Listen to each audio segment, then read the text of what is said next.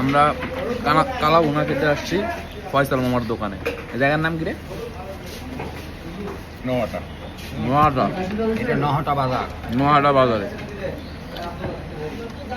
এনের সিস্টেমটা অনেক সুন্দর, পুরা ফুল প্লেট, 320 টাকা। নোয়াটার নাম আছে, নোয়াটা সবাই চিনে।